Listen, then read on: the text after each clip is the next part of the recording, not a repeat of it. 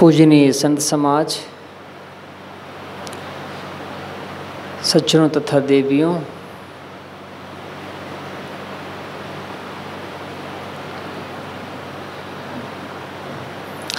जीवन जीने के साधन और जीवन जीने का तरीका, ये दोनों अलग अलग चीज़ें हैं। हम समझते हैं कि जीवन जीने की जो चीज़ें हैं वो यदि हमारे पास बढ़ जाएं तो हमारा जीवन अच्छा हो जाएगा।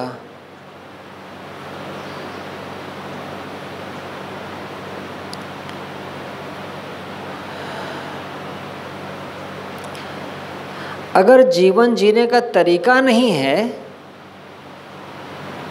तो चीज़ें बढ़ जाने से जीवन जीना आ नहीं जाएगा। जैसे किसी के पास एक घोड़ा है लेकिन वह उसको चलाना नहीं जानता है। यदि उस घोड़े को चलाना नहीं जानता और उस पर बैठ जाए, उसको एड़े लगाए और आगे बढ़े तो घोड़ा उसे उठाकर पटक देगा। यदि घोड़ा चलाना ना आता हो, दौड़ाना ना आता हो तो उस पर बैठना खतरा है। उससे अच्छा तो वो आदमी है जिसके पास घोड़ा है ही नहीं, वो पैदल चलता है। कम से कम वो हाथ पैर तो नहीं तोड़ेगा अपने।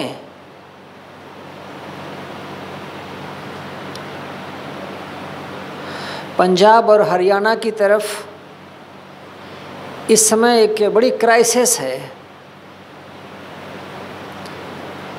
अभी हमारे साथी शराब की चर्चा कर रहे थे, बीड़ी की चर्चा कर रहे थे। पंजाब और हरियाणा के लोग बीड़ी शराब से अब आगे बढ़ गए हैं। उनके यहाँ बीड़ी शराब अब कोई नहीं लेता है, वो सीधे ड्रग्स लेते हैं, गहरा नशा। उनके पास पैसा है।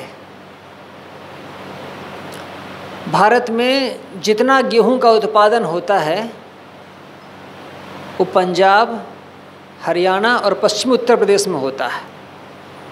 पूरे देश का गेहूं सरकार की तरफ से सुविधा मिलती है और पूरे का पूरा जो उत्पादन है वो यंत्रों से होता है। मजदूरों की ज़्यादा ज़रूरत नहीं पड़ती है। सब्सिडाइज रेट पर उनको यूरिया मिलती है, पेस्टिसाइड्स मिलते हैं। जब फसल तैयार होती है तो अच्छे रेट पर सरकार भी खरीदती है, तो पैसा है। वहाँ का किसान 4 व्हीलर पर बैठ कर के खेत पर जाएगा, खड़ा होगा, साथियों को बुलाएगा, दिखाएगा, बताएगा ऐसा बोना है, अगली फसल ऐसी होनी है, बस हो गया और वापस। उनके पास पैसे बहुत आए हैं। वहाँ से बहुत से एक्सप्रेसवे निकले, हाईवे निकले। तो जब सरकार ने हाईवे के लिए ज़मीन ग्रहण की, अधिग्रहण किया, तो एक अच्छा मुआवजा उन लोगों को दिया।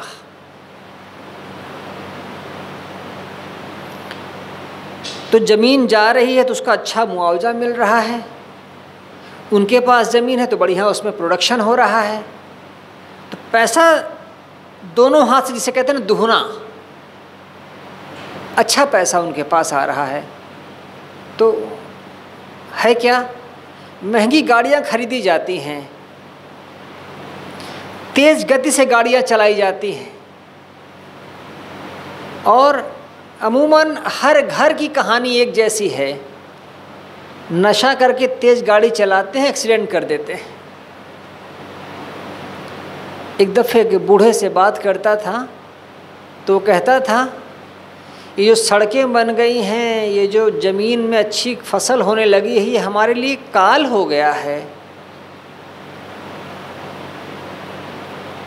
हमारी बहुएं और हमारी बेटियां विधवा हो रही हैं।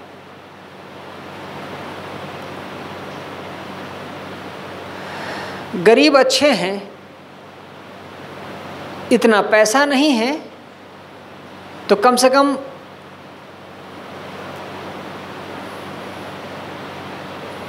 उनके बच्चे बचे तो हुए हैं।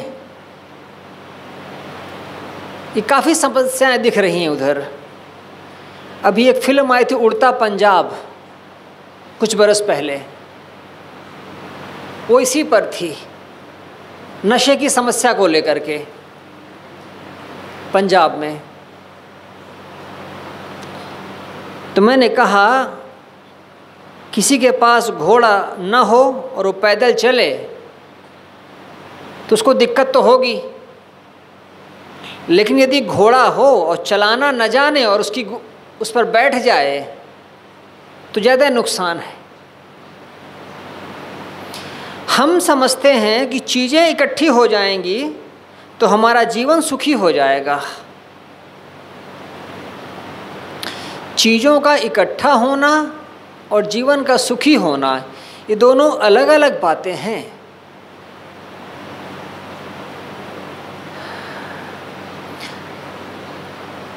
बड़े बड़े घरों में जिनके पास बहुत पैसे हैं,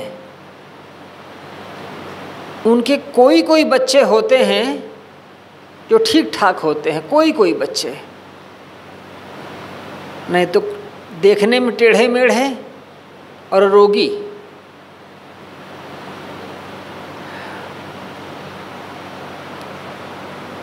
मुकेश अंबानी का नाम सुने हैं ना? आप भले ना सुने हो, दुनिया में उनका नाम सुना जाता है। उनका एक लड़का है, वो 2.25 कुंटल का है।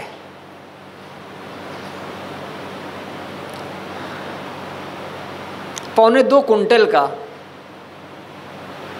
पड़वा भी इससे कम होता है।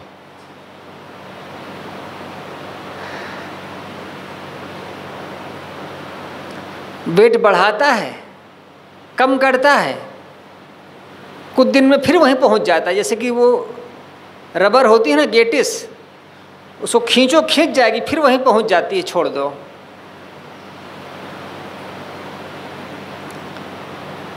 जो शेयर मार्केट में हैं, जो इंडस्ट्री वाले हैं, वो ये कहते हैं कि मुकेश हैं तब तो ठीक है, तब तक तो ठीक है, जिस दिन वो गए उस दिन इस लड़के का क्या होगा। छोटे वाले भाई की हालत तो देख रहे हैं, अनिल अंबानी बाबू की। वैसे ही देर सवेर इनका होना है। चीज़ें, पैसा बढ़ जाए, चीज़ें बढ़ जाएं, हम समझे इससे जीवन जीने का तरीका आ जाए, ऐसा नहीं है। एक धनी आदमी है, उसका बड़ा सा मकान है, लेकिन आप देखें मकान का रख रखाव नहीं है। चीज़ें बेतरतीब सी उलझी हुई सी पड़ी हैं, धूल धूसरित हैं, झाड़ू पोछा नहीं लगा है, कोई इधर से चू रहा है, कोई उधर से।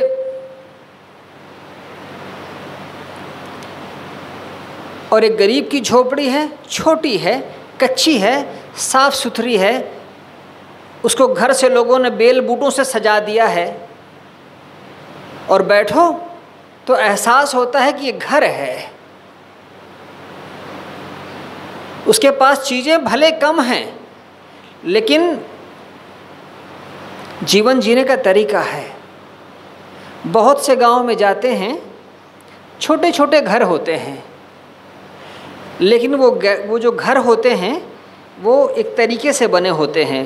छप्पड़ होगा उनमें, कच्चा ही होगा, दीवारें मिट्टी की होंगी, मिट्टी के गारे की, लेकिन उनमें वो गोबर से या रंग से लिपाई पुताई कर देंगे। अपने घर के आगे बहुत दूर तक झाड़ू लगा करके पानी मार देंगे, या कि उस पर गोबर लिप देंगे और घर के सामने रंगोली बना देंगे। जब वहाँ से गुजरते हैं तो पैर धीमे हो जाते हैं, चाल धीमी हो जाती है, आंखें देखने लगती हैं।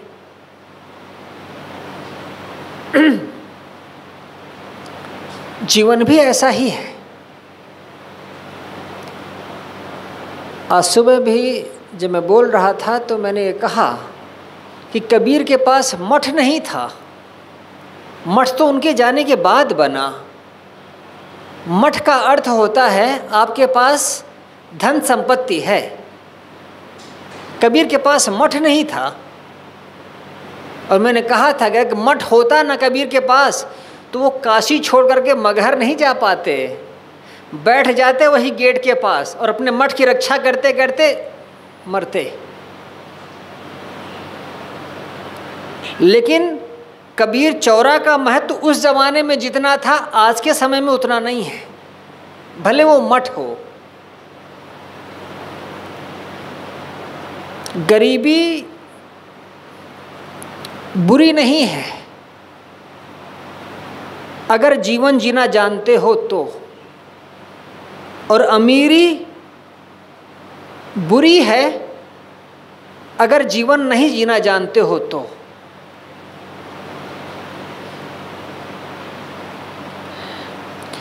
हिंदुस्तान का सब कोई अमेरिका जाना चाहता है, और अमेरिका की हालत क्या है? अमेरिका के जितने पड़ोसी राष्ट्र हैं छोटे छोटे, वो सब अपने यहाँ नशे की चीज़ें तैयार करते हैं और जा करके अमेरिका में बेचते हैं। मार्केट उनको अमेरिका का ही मिलता है।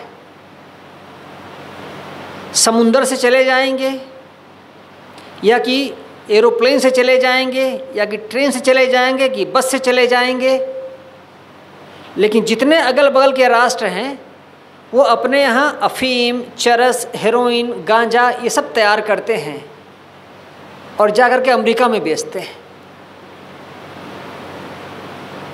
एक बार अगर उनका सामान पहुँच गया एक बार, तो कई पीढ़ी उनके लिए पैसा आ जाता है, इतना उसमें पैसा है।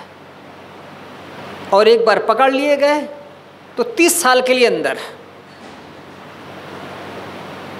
तब भी वो रिस्क लेते हैं, तब भी वो खतरा मोल लेते हैं।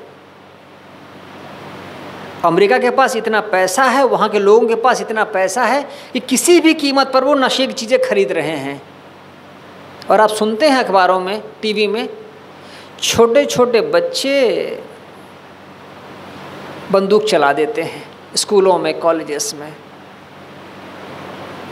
अगर कोई ऐसा समझे कि सिर्फ चीज़ों के बढ़ जाने से, धन के बढ़ जाने से जीवन जीने आ जाता है, तब वो गलत है।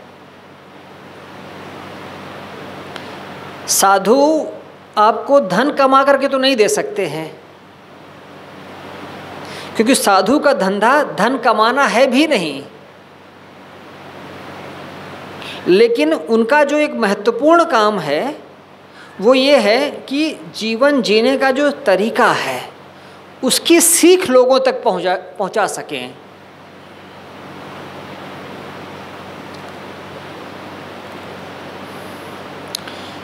कभी कभी लोगों को देखता हूँ, ऐसा लगता है जैसे कोई लूट मची हो।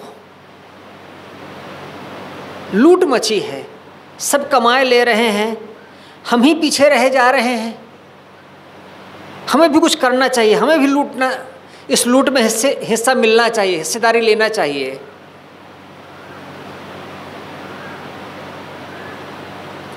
डॉक्टरों से बात करता हूँ कभी कभी, तो डॉक्टर कहेंगे डॉक्टरी लाइन में जितनी गंदगी है उतनी गंदगी किसी और लाइन में नहीं है।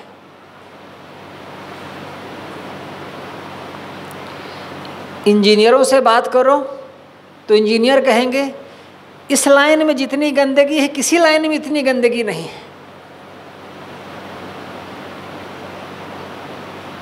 जो बस चलाते हैं और ट्रक चलाते हैं, इनसे कहीं बात करो, बोलेंगे सबसे गंदी कौम तो चपरासी और ड्राइवर की है।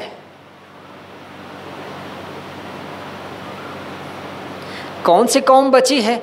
एक बनिया से मैं सामान ले रहा था तो मैंने थोड़ी शिकायत कर दी कि ये सामान ठीक ज़रा कम ठीक है। उसने क्या कहा, हमको सिखाइए नहीं, सबसे गंदी कौम दुनिया में बनियों की है। आप नहीं जानते हो बनिया क्या क्या करता है। जो जिस धंधे में लगा हुआ है उसको उस धंधे की गंदगी दिखती है, उसको लगता है कि सबसे गंदा यही है।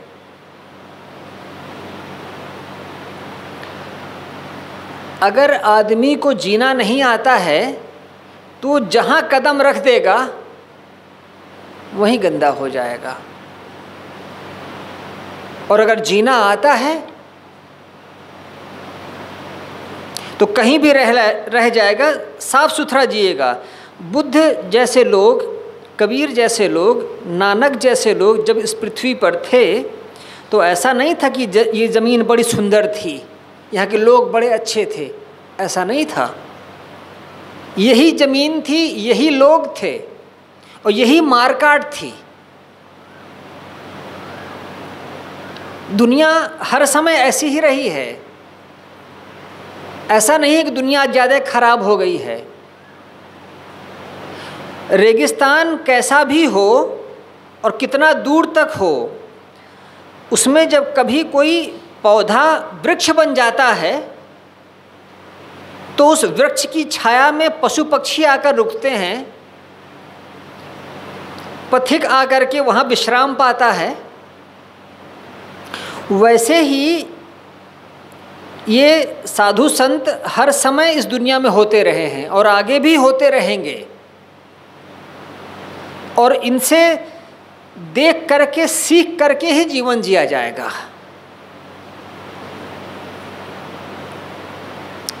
अब चीज़ों का मूल्य बदल रहा है, नियम बदल रहे हैं, समझ बदल रही है, तो वैसा तो हर समय होता रहेगा। ऑस्ट्रेलिया का एक प्रोफेसर है 75 बरस का, उसने सरकार को चिट्ठी लिखी, मैं 75 साल का हो गया हूँ, अब मेरा शरीर कम काम करता है, मेरी पत्नी का शरीर पूरा हो गया है, बच्चे सब अपनी अपनी ज़िंदगी में लगे हुए हैं,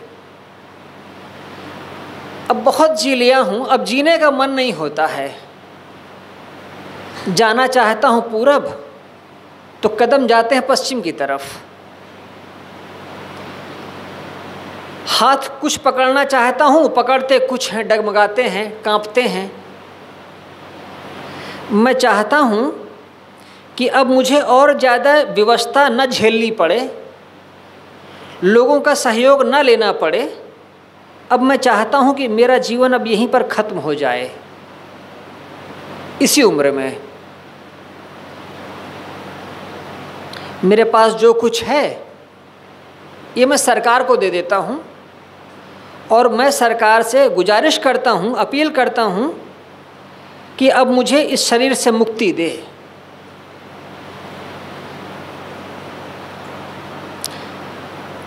ऑस्ट्रेलियाई सरकार ने कहा, हमारे यहाँ 85 साल के लोग हैं, 90 साल के लोग हैं और उनको रोग है और वो मरना नहीं चाहते हैं, तुम 75 के हो और ठीक हो, बस शारीरिक कमजोरी है और तुम कहते हो कि मुझे मरने के लिए छूट दी जाए। तो भाई तुमको छूट दे देंगे तो कल तो दूसरे लोग भी आ जाएंगे,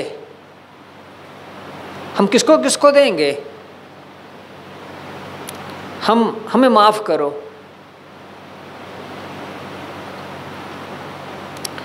यूरोप में कई राष्ट्र हैं जिनके यहाँ ऐसा नियम है, अगर कोई बीमार है, कमज़ोर है, इलाज नहीं हो पा रहा है तो सरकार को अर्जी लिख करके दे दे और सरकार की तरफ से व्यवस्था कर दी जाती है, एक इंजेक्शन लगा दिया जाता है, थोड़ी देर में उसकी हार्ट बीट धीमी हो जाती है, कम हो जाती है, कम होते होते वो शांत हो जाता है। कुछ जगह है ऐसा नियम। तो सरकार ने उसको छुट्टी नहीं दी तो स्विट्ज़रलैंड के लिए जाकर के वहाँ जाकर के वैसा कर लिया। आप कहेंगे अजीब पागलपन है, ये कोई बात हुई? अब वो मर गया तो मर गया, मुझको बोलने की क्या ज़रूरत है यहाँ? तो मेरा सिर्फ कहने का एक आशय है कि नियम बदलते हैं, चीज़ें बदलती हैं, नैतिकताएं बदलती हैं। जैसे जैसे समय बदलता है बहुत सारी चीज़ें बदलती हैं, लेकिन इस सब के दौर में भी साधु संतों के पास जा कर के जीवन को सही ढंग से जीने का एक तरीका हमें मिलता है। वो चीज़ों की बढ़ोतरी तो नहीं कर सकते हैं, चीज़ें तो नहीं दे सकते हैं, लेकिन जीवन जीने का तरीका तो बता ही सकते हैं। शायद हिंदुस्तान में साधुओं का जो इतना बड़ा समूह है, इसीलिए वो फल फूल रहा है।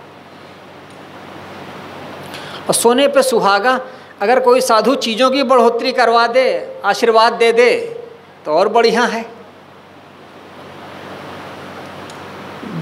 दो बातों पर, दो बिंदुओं पर मैंने थोड़ी चर्चा की, जीवन जीने का तरीका और जीवन जीने की चीज़ें। कोई सिर्फ जीवन जीने की चीज़ें इकट्ठा करके सोचे कि हमारा जीवन बेहतर हो जाएगा, तो वैसा नहीं है। जो जीवन जीने का जो ढंग है, उसी के लिए हम सत्संग करते हैं, उसी के लिए हम संतों के पास जाते हैं, इसीलिए पुस्तकें पढ़ते हैं। इन्होंने इतना जीवन जिया, कैसे जिया, कैसे सफलतापूर्वक जिया, कैसे शांति से गए, और हम थोड़ा सा जीवन जो जी पा रहे हैं उसमें कितनी खुदबुदाहट है, उसमें कितनी दिक्कतें हैं, कितनी कसमकस है, कितना रस्साकसी है।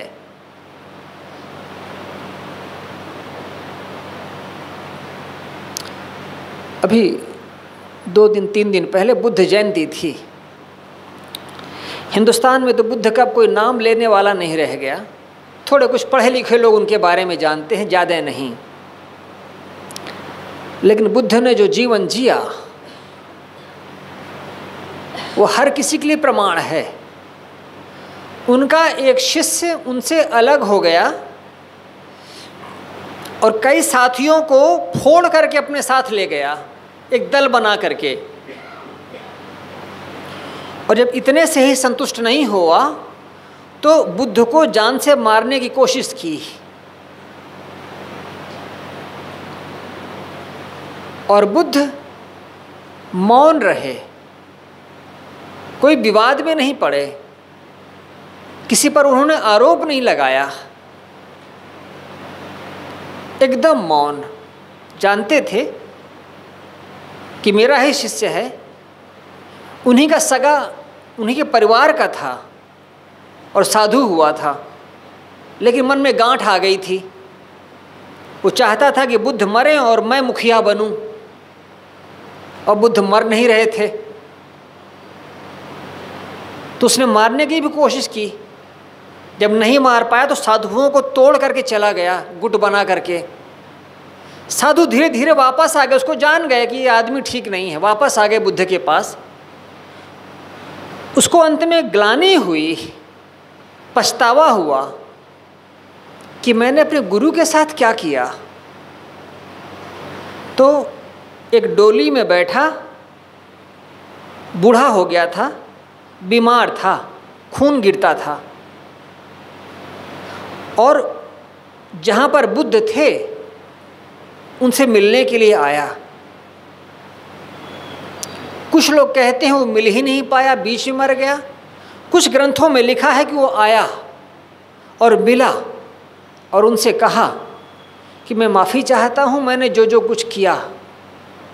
बुद्ध ने कहा, तुम किए हो तुम जानो, मुझे तो कुछ याद नहीं। तुम गलत किए होगे, तुमको लगता होगा, मुझे तो कुछ याद नहीं, मुझे तो कोई जानकारी नहीं। कोई शिकायत नहीं थी बुद्ध को। जो जीवन जीने का तरीका है, क्या किसी दिन एकदम बदल जाएगा? थोड़े मोड़े नियम बदल जाएंगे, लेकिन जो जीवन जीने की जो मूल बात है, क्या वो बदल जाएगी? कबीर कहते हैं जाको कछु न चाहिए सोई शहंशाह। जिसको कुछ नहीं चाहिए, असल शहंशाह तो वही है, वही राजा है असली। क्या ये चीजें बदल जाएंगी?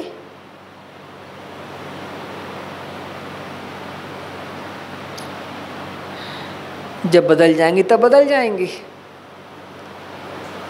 क्या कहा जाएगा, अगली पीढ़ी कैसी होगी, हम क्या किसी के बारे में निर्णय ले सकते हैं। लेकिन अभी जो मूल्य हैं, अभी जो बातें हैं, अभी यही हमारे लिए शाश्वत सत्य जैसे है। तो जैसा हमने अपने पुरखों से उनके जीवन को देख करके जाना है, जैसा उन्होंने जिया, जैसा हमने उनसे सीखा है, उसी के आधार पर हम टूटा फूटा चलने की कोशिश करते हैं और वैसा ही हम लोगों को बताते हैं। कुछ थोड़ी बातें आपके सामने कहने की कोशिश की, अपनी बात को यहीं पर विराम देता हूँ। बोलिए सद्गुरुदेव की जय।